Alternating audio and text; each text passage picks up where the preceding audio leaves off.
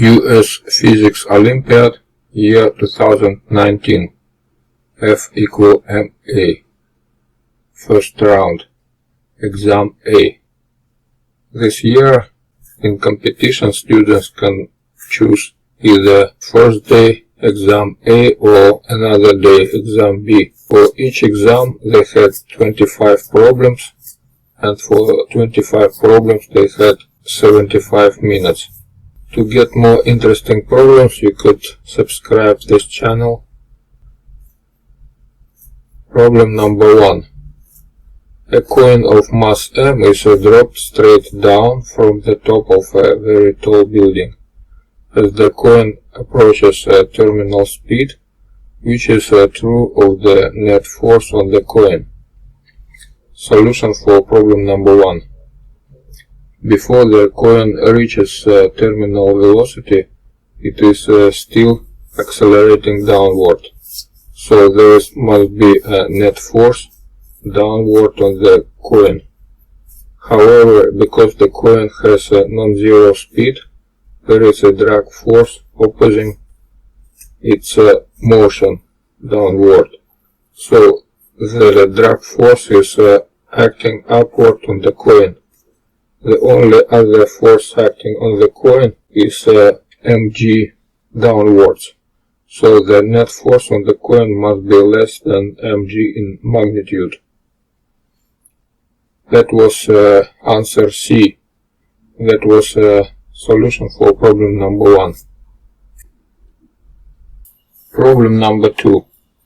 A mass of 3m moving at speed v collides with the mass of m moving directly toward it, also with speed v. If the collision is completely elastic, the total kinetic energy after the collision is Ke. If the two masses stick together, the total kinetic energy after the collision is Ks. What is the ratio Ke over Ks? Solution for problem number 2. In first case, we have absolutely elastic collision. It means that energy is not losing, and we can count what is kinetic energy before collision. That will be kinetic energy after collision.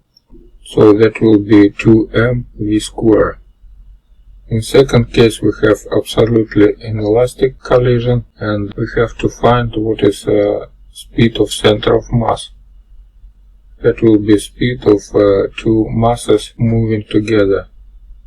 This is how to count what is speed of center of mass.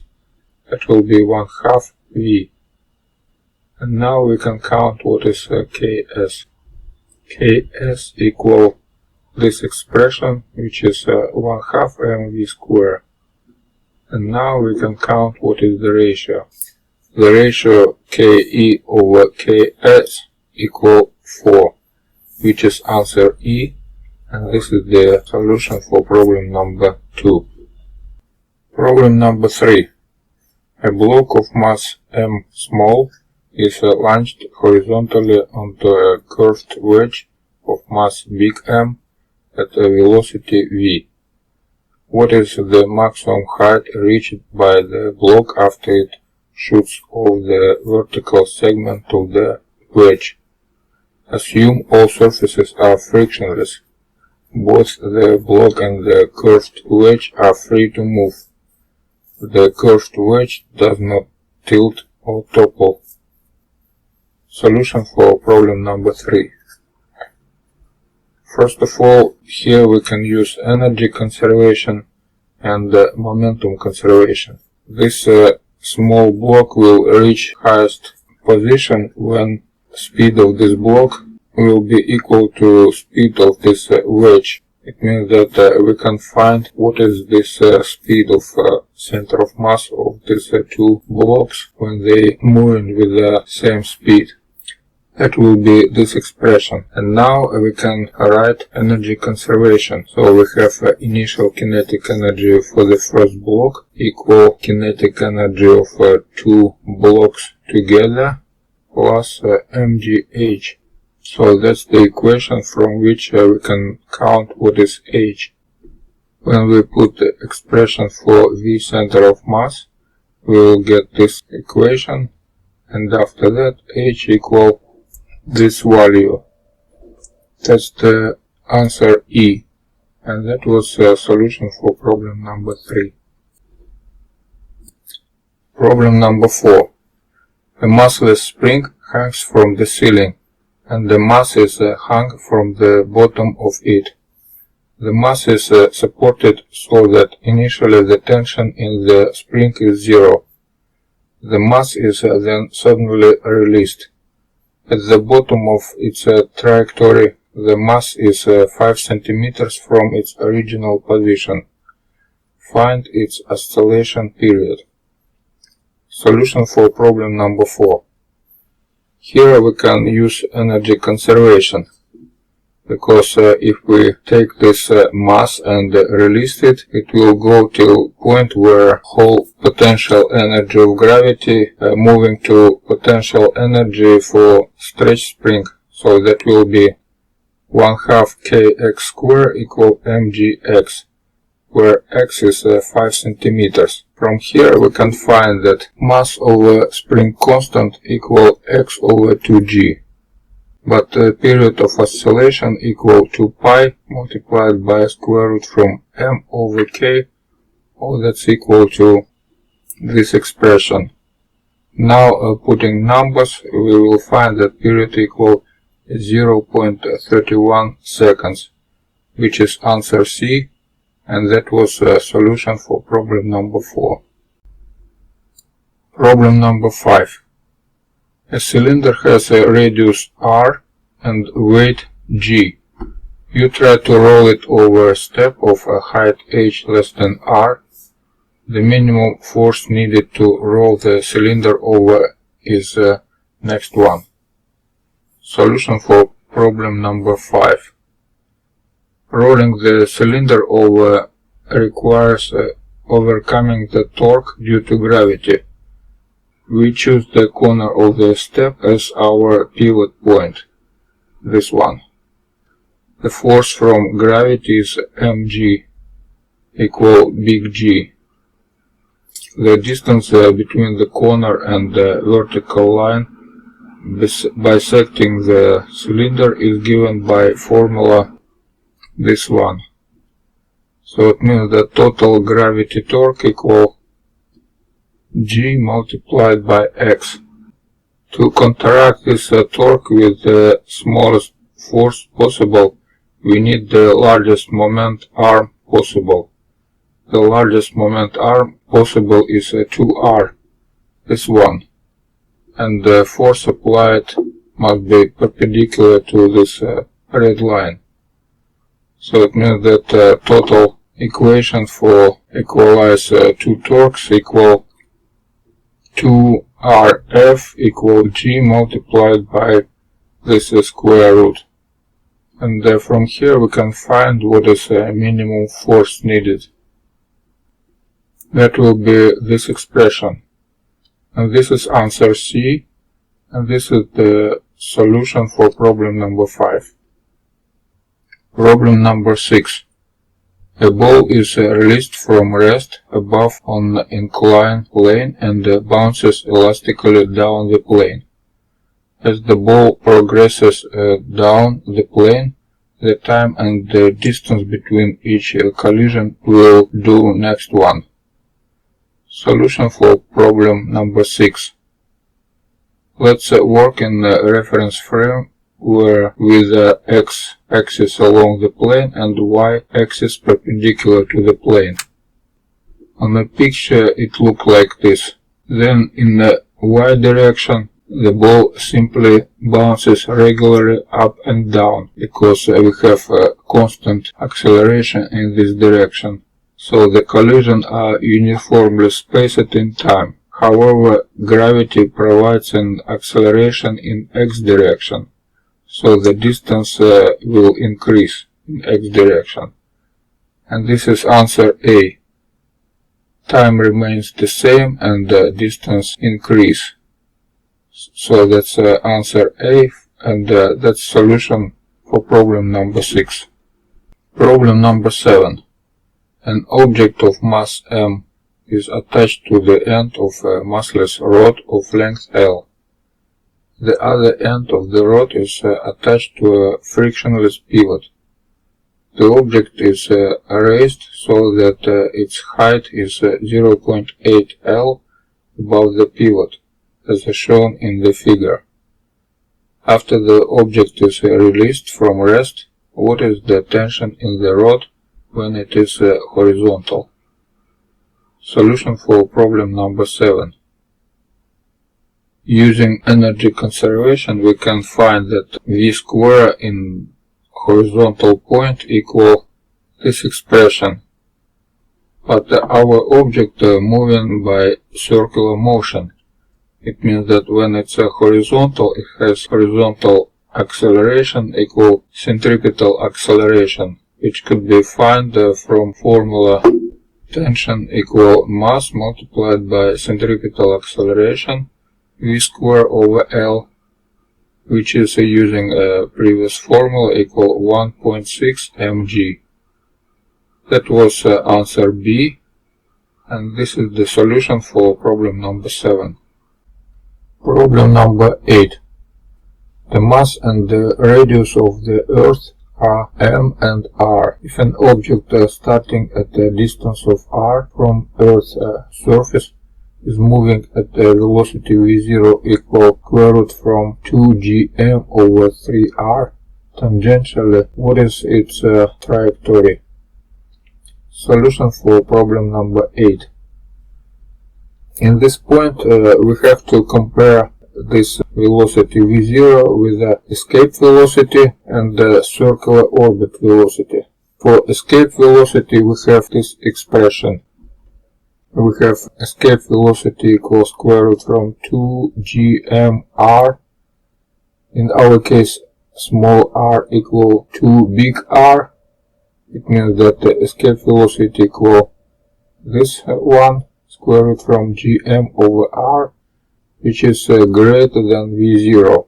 It means that our trajectory, it's not hyperbola, it's ellipsis or maybe circular orbit. But next step is to compare our velocity v0 with the circular orbit velocity. For circular orbit velocity on a distance small r from Earth, we have equation that's equal square root from gm over small r, and small r equal to big R, and this expression less than v0. It means that in our case we have tangential velocity in this point, and it's less than velocity v0. It means that this is the closest point to surface of Earth, and this is the answer C, an ellipse whose minimum distance from the Earth's surface is big R. That's the solution for problem number 8. Problem number 9. A wheel of radius r is rolling without slipping with angular velocity omega.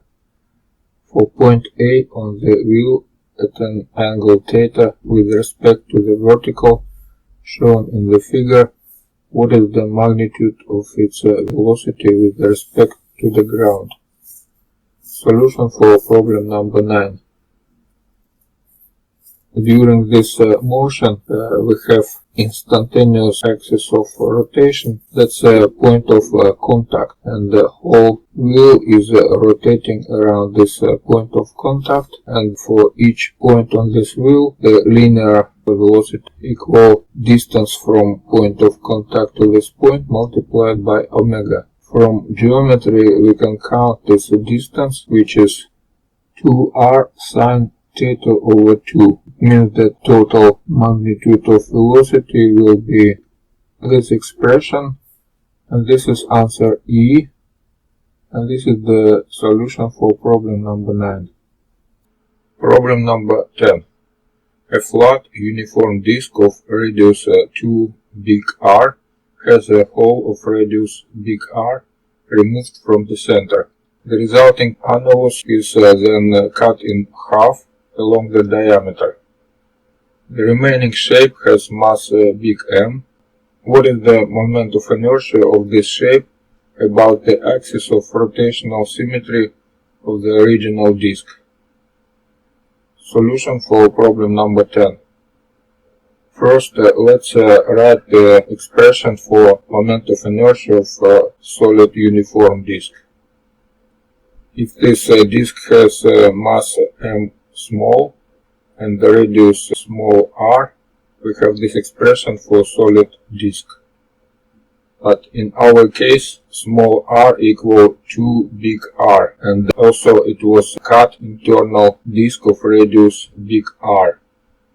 So it means that we can count what is the moment of inertia of this part of a disk with a hole. That will be moment of inertia of a solid disk with the radius 2r minus moment of inertia of this cutted part, which is 1/2 m over 4r square, because mass of this removed disk is m over 4.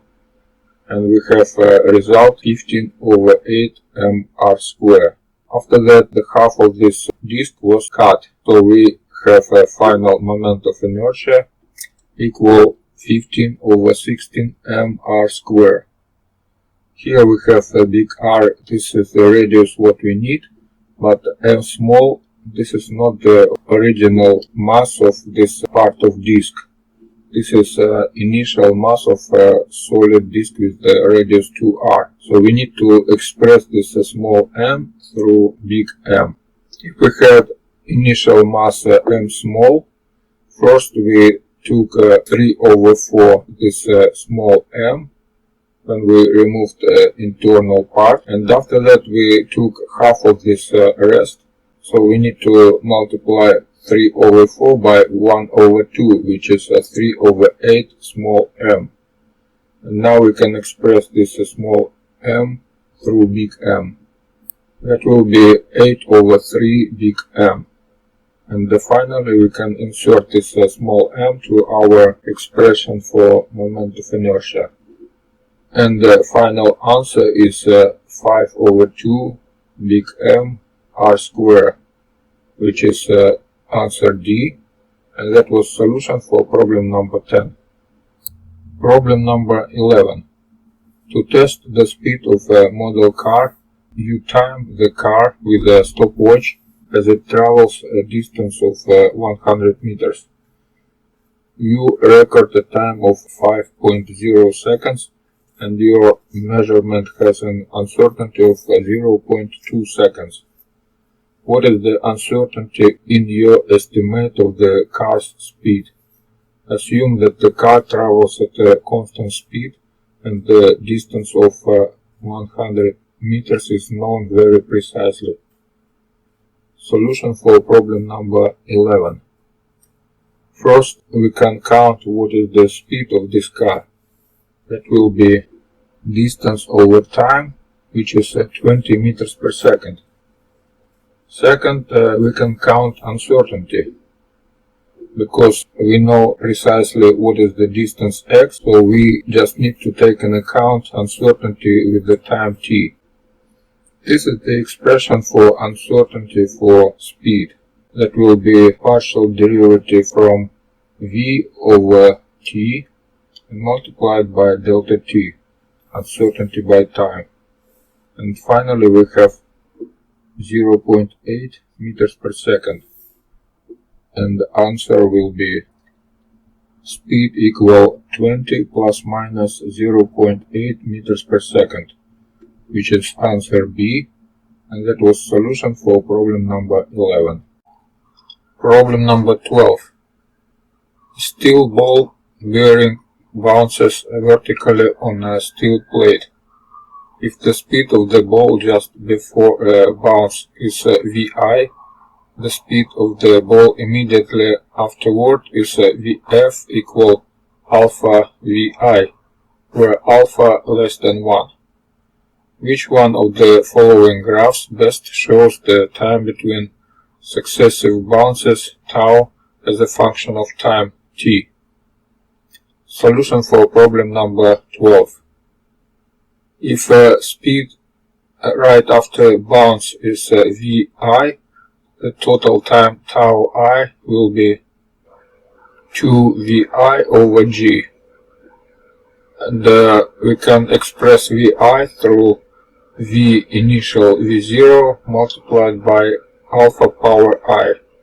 So it means that total time tau I equal tau 0 multiplied by alpha power I, where tau 0 equal 2v0 over g, where v0 is initial speed.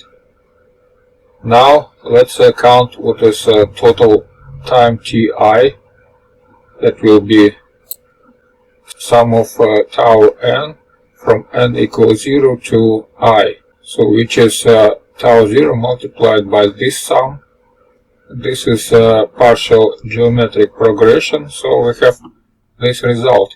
And finally we have time t as a function of time tau. Now we just need to express time tau as a function of t. That will be tau equal linear function with a negative slope. And if we look at all these 5 graphs, we see that only graph B has this property. So it means that B is the correct answer.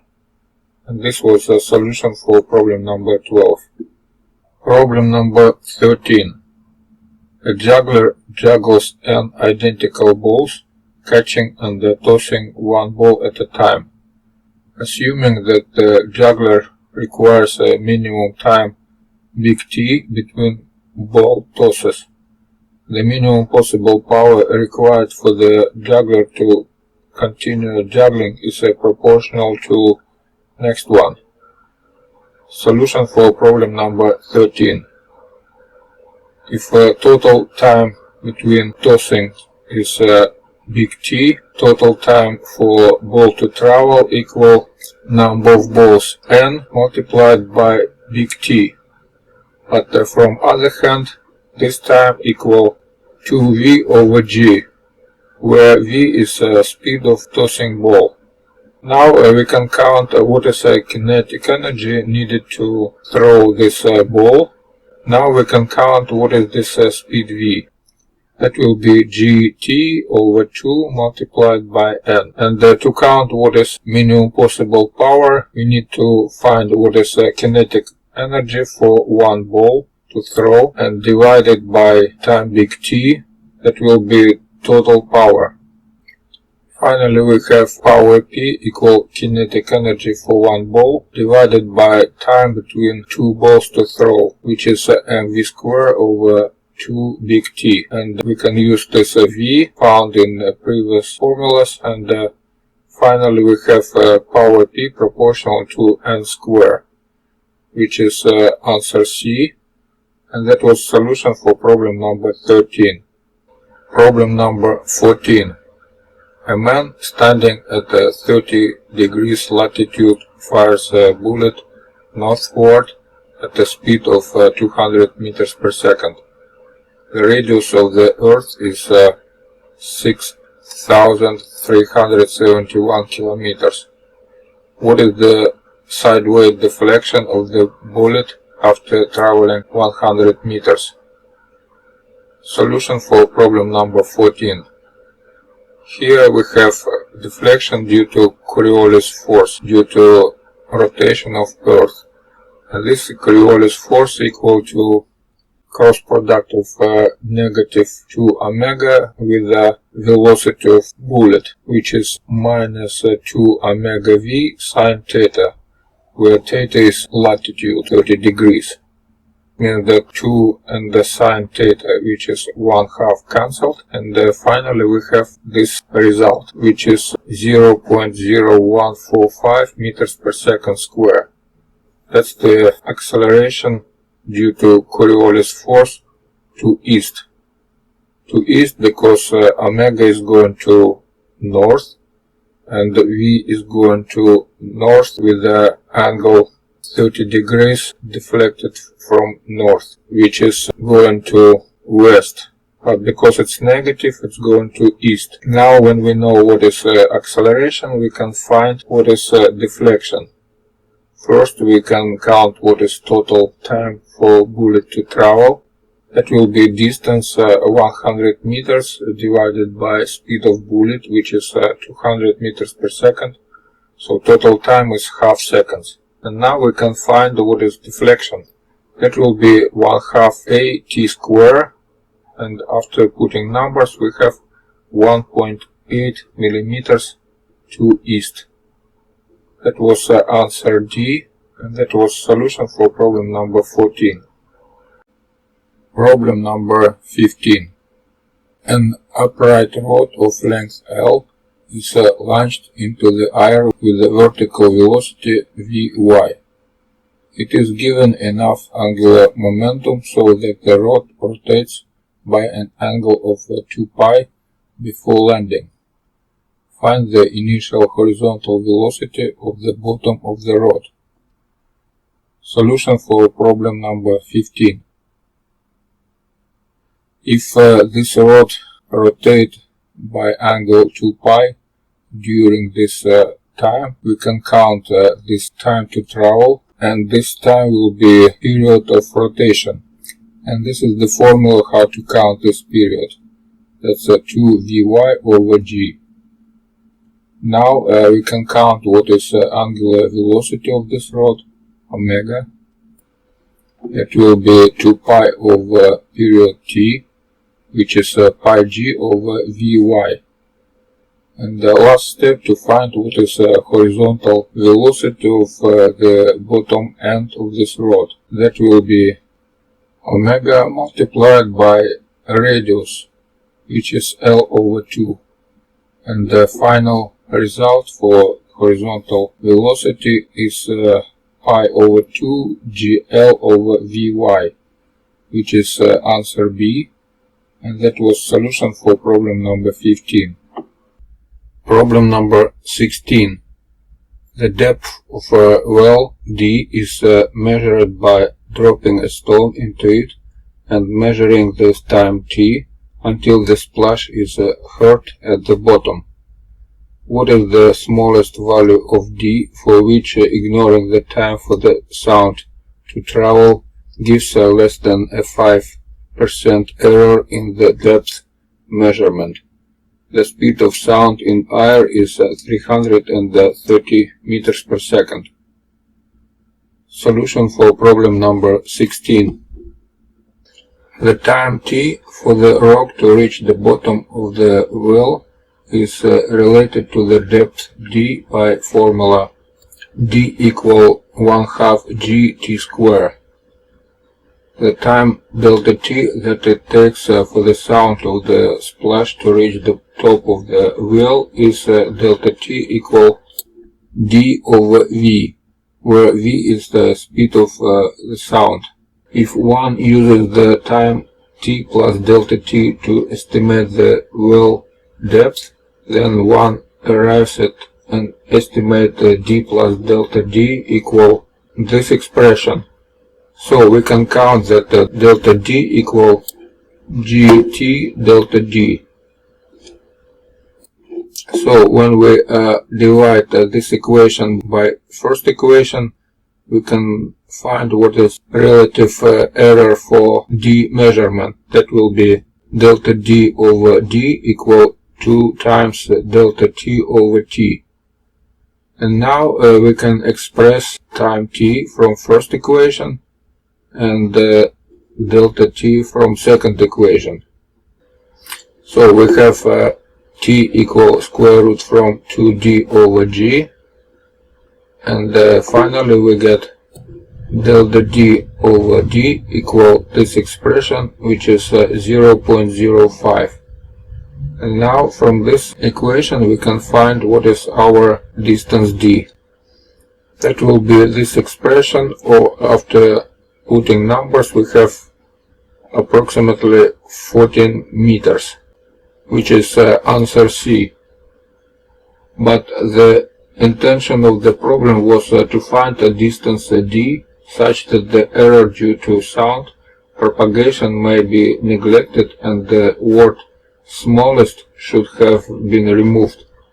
Due to this confusion and to give students credit for selecting A equal 3.5 meters, which is the smallest depth that satisfies the problem, both answers choices A and C are given full credit.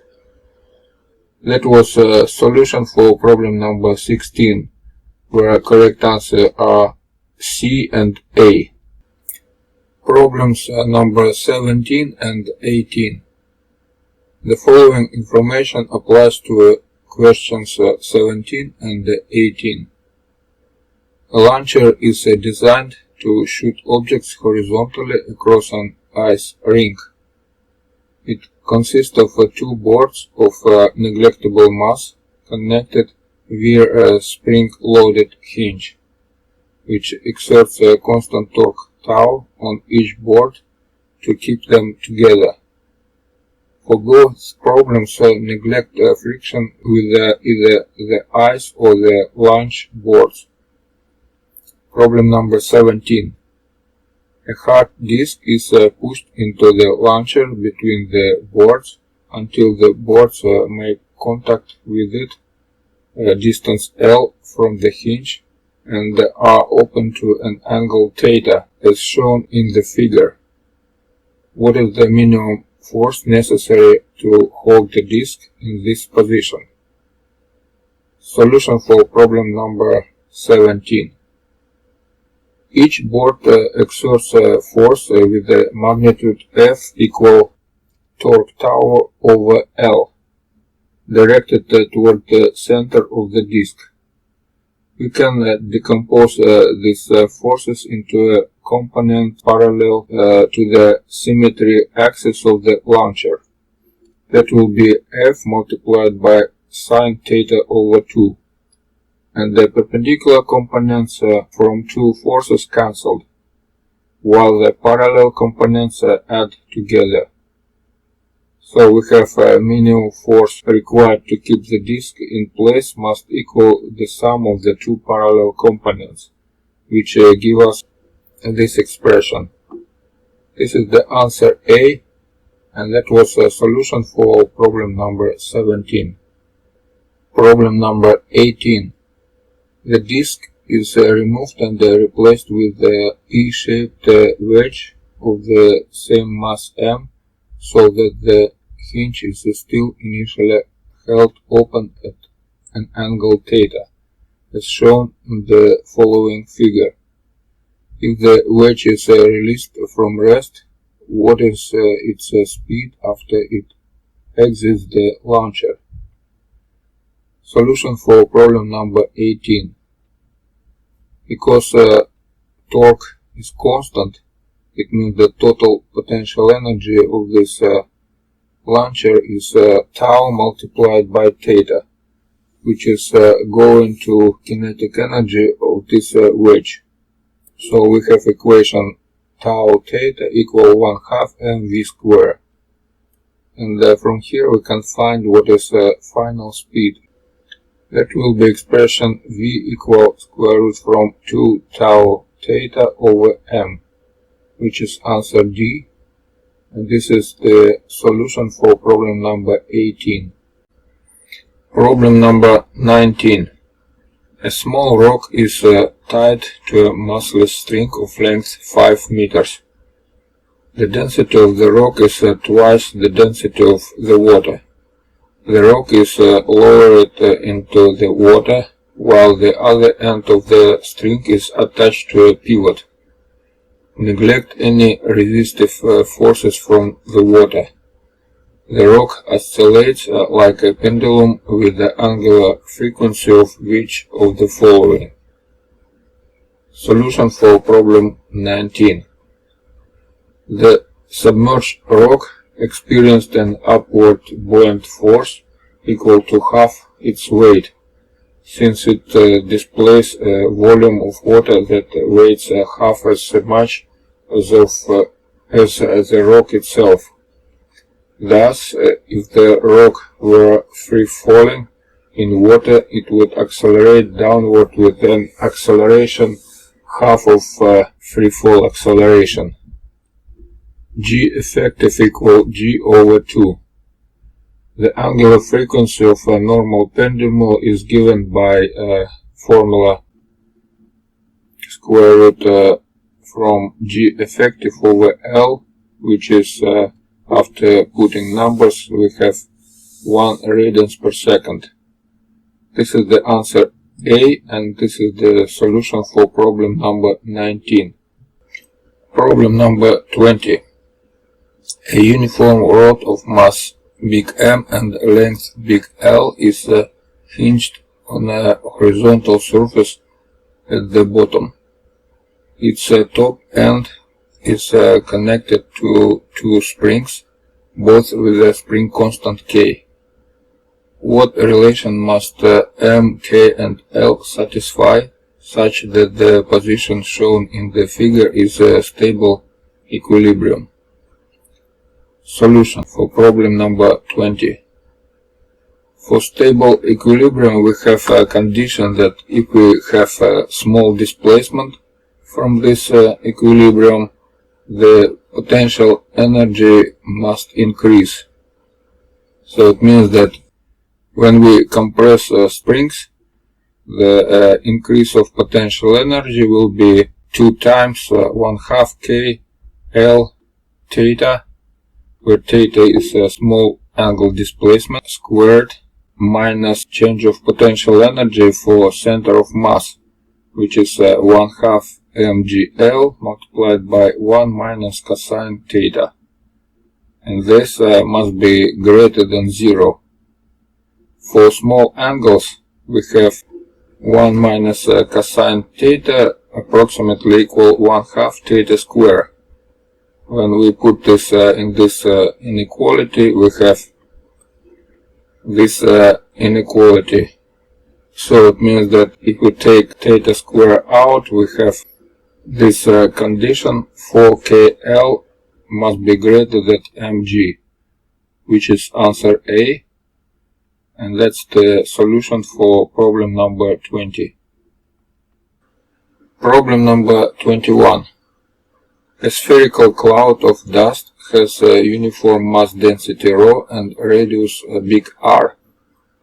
Satellite A of a neglectable mass is orbiting the cloud at its edge in a circular orbit of a radius big R. And satellite B is orbiting the cloud just inside the cloud in a circular orbit radius small r, where r less than big R. If Vi is the speed of satellite I and the Ti is the period of satellite I, which of the following is true? Neglect any drag forces from the dust. Solution for problem number 21. If we have a satellite which is rotating around a spherical cloud of radius r, the centripetal force must be equal to force of gravity from dust inside of this sphere, and the outside cloud is not affecting this satellite. The force from outside part of cloud is 0. So it means that we have equation mv square over r equal g m big M over r square, where big M, that's the mass of part of cloud inside of a sphere radius small r, and we have mass of this part of the cloud is proportional to small r cube. So it means that we have this equation to find what is speed v. That will be this expression. It means that speed v is proportional to the radius of this satellite. It means that for satellite A, speed greater than for satellite B. And to find what is period, we have to divide total circumference of this orbit over speed. This period equal 2 pi small r over v. And using this expression, we see that the period does not depend from radius. So it means that both periods are equal to each other. It means that answer E is correct answer, and that was a solution for problem number 21. Problem number 22. A vertical pole has two massless strings, both of length L, attached at distance L apart. The other ends of the strings are attached to a mass big M. The mass is rotated around the pole with an angular speed omega. Which of the following graphs best gives the ratio of the tension in the bottom strings to the tension in the top string as a function of omega? Solution for problem number 22. This problem could be solved even without calculations, because if we have a slow motion for small omega, the tension in the lower string is 0, and appear for some kind of omega when we increase it. But when we increase it very much, the gravity will not affect rotation, and the ratio must go to 1. So for both conditions, only C is the correct answer, because here we have 0 tension for small omega and the ratio going to 1 for big omega. That's the solution for problem number 22. Problem number 23. A rectangular slab sits on a frictionless surface. The sphere sits on the slab. There is sufficient friction between the sphere and the slab such that the sphere will not slip relative to the slab. A force to the right is applied to the slab, with both the slab and the sphere initially at rest. The sphere will then. Solution for problem number 23. When we start to pull this bottom slab, the force of friction between the slab and sphere will be in the direction right for the sphere and in the direction left to the slab. It means that the center of mass of the sphere starts to accelerate to the right, but this force of friction will accelerate rotation counterclockwise around the center of the sphere. So it means that correct solution is D. Begins spinning counterclockwise while its center of mass accelerates to the right. That was a solution for problem number 23. Problem number 24. A particle moves in the xy plane with the potential energy U equal 9kx squared plus 16k y squared. The particle can perform several different types of periodic motion. The ratio between the maximum and the minimum possible periods is the next one. Solution for problem number 24. The particle performs a simple harmonic oscillation in both x and y directions independently due to behavior of this potential. If oscillation in y direction has period t, then a period in x direction is 4t over 3. The minimum possible period is t, while the maximum possible period is the lowest common multiplier of t and 4t over 3, which is 4t. Then the desired ratio is 4, which is answer D, and that was solution for problem number 24. Problem number 25. A car is turning left along a circular track of radius r at a constant speed v. A cylindrical beaker is placed vertically inside the car. The beaker has a small hole on its right side. If the water's highest point in the beaker is height h above the hole, at what instantaneous speed does the water escape the hole from a passenger's perspective? Solution for problem number 25.